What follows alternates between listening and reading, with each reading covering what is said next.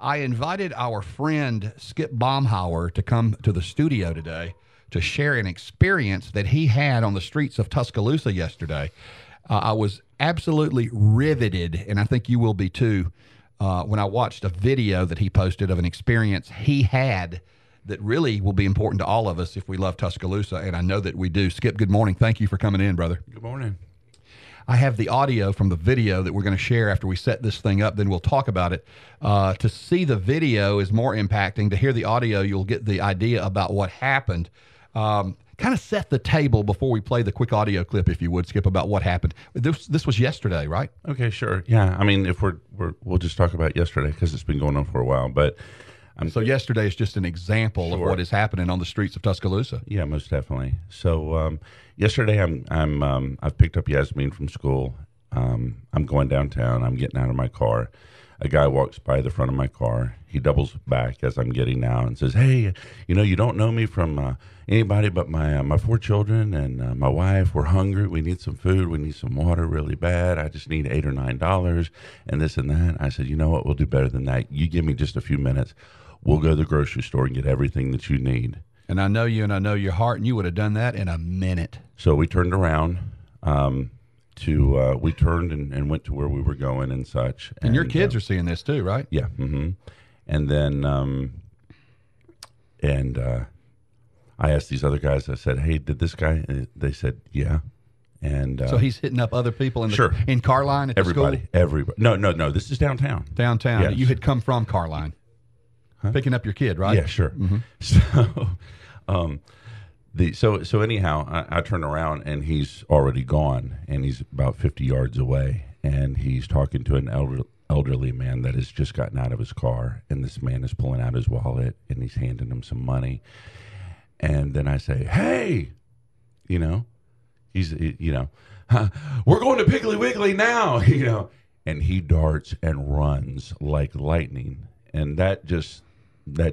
He's a hustler. That resonated with me for a minute. So he didn't want you to take him to the grocery store and buy him food like you offered. He just wanted you cash, right? Yeah, I think so. Yeah, sure. And he ran when you challenged him and yelled. Yeah, he ran and bolted. I jumped on the Segway and followed him through it. And he ran into a business, and by the time I got around there and I was trying to figure out where he was, he ran across Lurleen Wallace while traffic was going. Oh, my gosh. I mean, literally. Now, in this video that Skip posted on Facebook, you see Skip, he's videoing this whole thing with his phone, and he's on the Segway. Just the last segment, just the last bit where he's out of breath, and I know. And Skip will not stop, and he's following this guy on the Segway, and he's yelling for him to stop, and you're about to hear this because he wants to make a point. And again, this guy on the streets of Tuscaloosa, and he's not the only one, like you said, hitting people up for money. You try to help, take them to the grocery store, buy for what? No, they want cash. Yeah. And they're hustlers. And it's bad for the city, isn't it? Yeah, well, I just I've loved Tuscaloosa all my life. I know This is my home. This is my family's home. Downtown Tuscaloosa, I started living in there used to be a place called Mr. Bill's Cigars. I know it well. I had the full loft up above that. That had the wooden Indian in the front there that was... Yeah. Mm-hmm. Yeah. So you had the loft over that place? The whole thing. Yeah, oh, it was nice. beautiful. Oh, cool. So that was back in the day, and I've loved downtown ever since. You got your business down there. Yeah, and it's just to start seeing these things show up as they do in other places like Birmingham and New Orleans. And it hurts so on and downtown. So forth. It's we just have to address it, I guess. Well, here is the audio clip of a Skip who is, again, chasing and trying to challenge this hustler who didn't want really any food. He just wanted money. Sir, you better stop right now.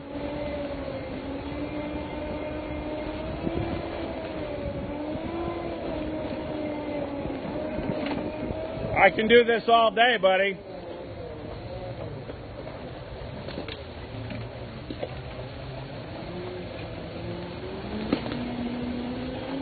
All day. All day.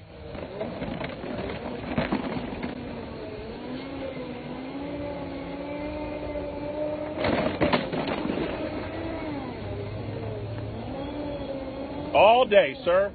All day. Now you can stop and talk to me, or I'll have you arrested before the end of the night. What do you want to do? How do you want to handle this? I'm sorry. Okay. Okay, I'm going home. All right, here's the deal. If you're going up to people and asking for money in the downtown area, that's one thing. If you needed bread and water like you said you needed, I didn't think you could help me. Well, I was. But you didn't do that. I'm sorry. Go have a great day. Wow. Wow. First of all, were you concerned at all about being shot? No. And the guy just ran out of breath, and Skip here was relentless. Yeah. On that Segway. It's a testament to the Segway scooter. Right. And just stayed on him. And finally, the guy stopped and turned around, and as you just heard, walked up and took his medicine, basically. So helping people's one thing, but people just panhandling for money, hustling folks, and like you said, the elderly gentleman, we don't need it. Yeah.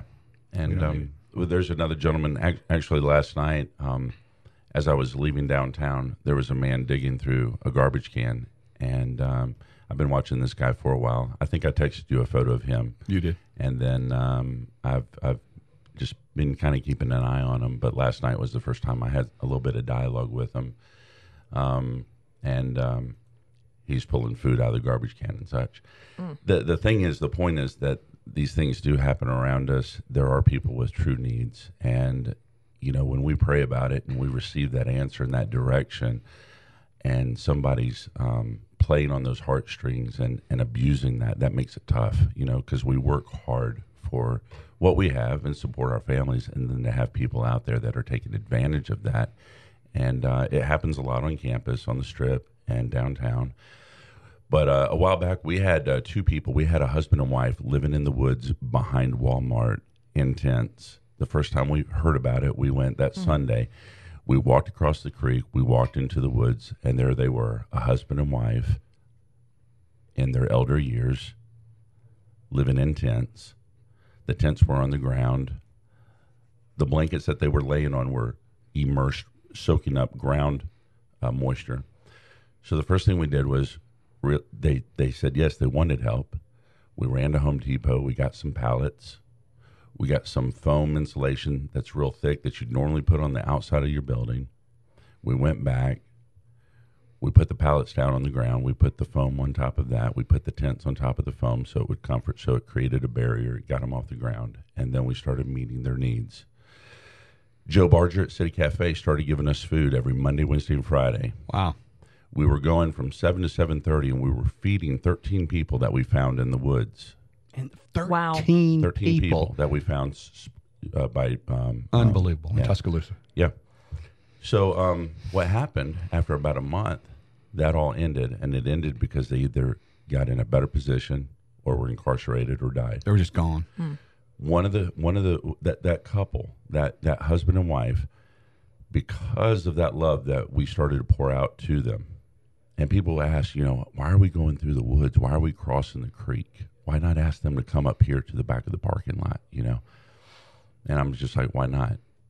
And they finally lifted themselves up enough and got an apartment downtown that was really inexpensive. Bobby Miller had a place for them. And then they live in a trailer in Texas, and they send me photos when they go brim fishing. How about that? They have a trailer. How about that? And they're just as happy as can be. Unbelievable. But they're really thankful that someone cared. Yeah. And through that and other experiences, I know that there's things called flying signs. Do you know what that means? I don't. Yeah, let's go fly a sign on McFarland, or let's go fly a sign in front of... Flying sign is a term that people use. Like a hustle. A hustle is a sign that people use. Hey, I'm going to go hustle downtown. Where are you going? I'm going to hustle campus today. So a hustle is, hey, my wife and her children are in the car. I just ran out of gas. Please help me. Even to the point of carrying an empty gas can. And so, no, let's go get the gas. I'll help you. Hop in the car. I've seen that and have actually given money to people that will come up and say that. Flying a sign is the idea that you're going to make a homemade sign, and you're going to stand somewhere where there's a lot of traffic and hold your sign. It's a big scam. And it can be, and that's the problem. The heck of it is, there are people that really need help, and you don't know the difference, and you get tainted by the hustlers, and then you don't want to help anybody, and that's not good either. No, because I think I'd rather help and be hustled than not help anybody. Same, yeah. And I had an old black gentleman down here 2 weeks ago that was behind Zaxby's. Now, big fat me had just gone through the line and gotten 24 wings because I was blessed enough to be able to do that. Yeah. And I'm thankful and grateful.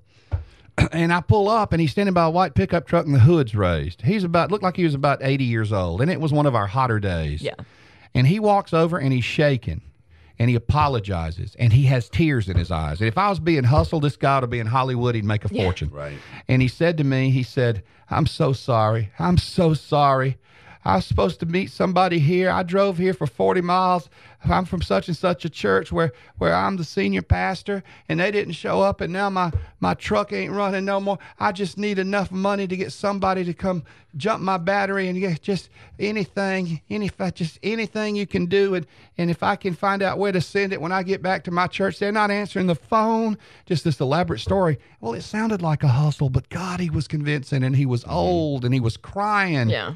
And it just stopped me in my tracks. Well, I didn't have $1 on me. All I had was my debit card. And I said, well, obviously he couldn't leave. Yeah. I said, you give me 10 minutes. Mm-hmm. I was in tears. I honestly, he moved me to tears. He took my hand. He held my hand, tears rolling down his cheeks.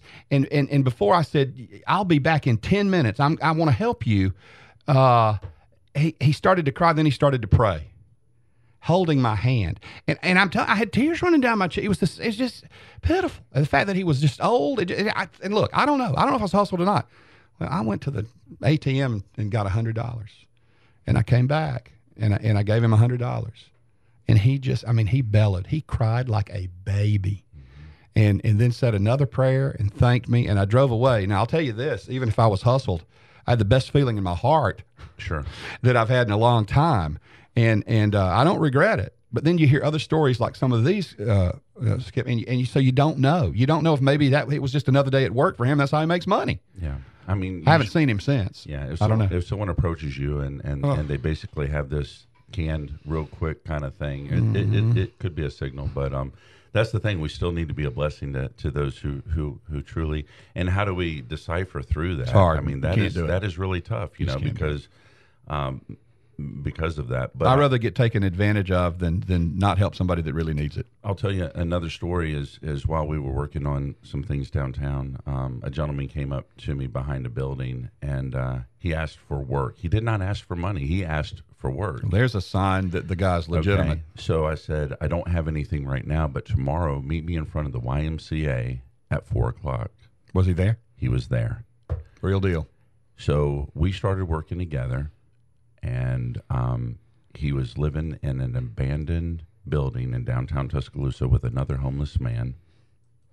And I got worried about him one day, and I went crawled through the place where he was sleeping and saw how he was living his life. Anyhow, through that relationship, I found out he had a CDL license. So we called WTI Trucking. We did this and this. We got online and did an application. And within about 3 weeks, I was taking him his first breakfast on his first day of work. How about that? And he's not in there anymore. So see, that's what it's all about. So that motivates you to do more. It's just, Well, listen, you've blessed us with a story this morning. I think you've motivated us to want to help when we can. I think about all we can do is pray to the good Lord for discernment in these kind of situations. And do what we would want somebody to do if we were on the other side of it. But it's a good dose of reality this morning. And again, yesterday, that video, I shared it on my page. It was just riveting what you did. So thank you for blessing us today with that story. Thank you so much. Skip Baumhauer, everybody. You're a good man.